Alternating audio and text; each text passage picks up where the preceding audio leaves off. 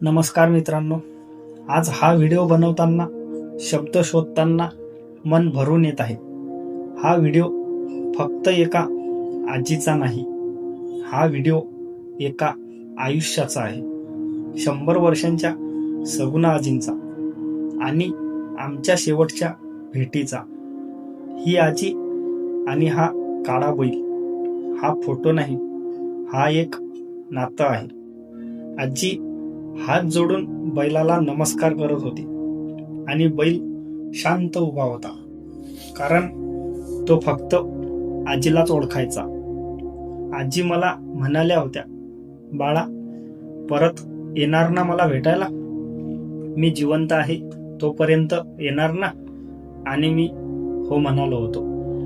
जिवंत आहे तोपर्यंत येणार. हा, तुम्ही जिवंत आहे तोपर्यंत आम्ही तुम्हाला भेटायला येणार. माझ्या तोंडातून निघालेलं ते हो आज माझ्या मनावर जड बसतंय, कारण मी परत येण्याआधीच आजी निघून गेल्या. चारही बाजूंनी जंगल, वर तोरणागड, खाली एक छोटस घर आणि त्या घरात 100 वर्षांची आजी एकटी. वाघ, बिबटे, साप, तरीही आजी म्हणायच्या, माझा काळा बैल आहे ना, तो माझं रक्षण करतो. या भिंतींना पडलेल्या भेगा, या पडलेल्या कौलारू छपराखाली आजी झोपायच्या. खाली झोपायला नीट जागा नव्हती, पण तक्रारही नव्हती, कारण आजी म्हणायच्या, घर मोडलेलं असलं तरी मन मोडलेलं नाही. हा बैल कोणालाही घरात येऊ देत नसे. तो खूपच रागात असायचा, पण जेव्हा आजी बोलायच्या तो शांत व्हायचा. तो फक्त आजीलाच ओळखायचा.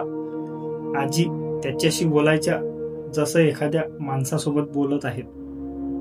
बाळा शांत बस, तू माझं रक्षण करतोस ना?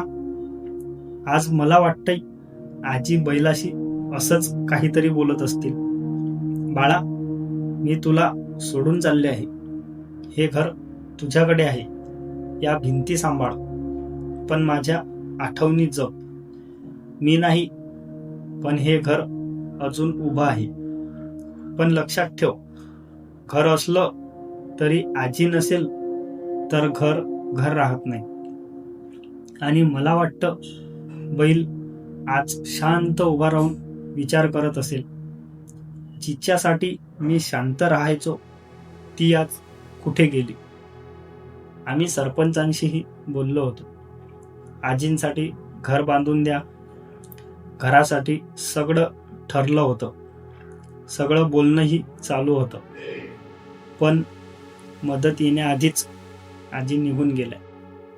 आज मला एकच गोष्ट टोचते, आम्ही वेळेवर मदत का करू शकलो नाही. 4 दिवसांनी एक फोन आला, आजी नाहीत. पोट दुखत असल्यामुळे गावातल्या दवाखान्यात गेल्या आणि तिथेच त्या या जगातून निघून गेल्या. आणि आमचा तो व्हिडिओ, तोच आमची शेवटची भेट ठरला. आज हे घर आहे, पण आजी नाही. अशा आजी पुन्हा कधी होणार नाहीत. भावपूर्ण श्रद्धांजली सगुणा आजी. तुम्ही गेलात, पण तुमची आठवण या जंगलात, या घरात आणि आमच्या मनात नेहमी जिवंत राहील.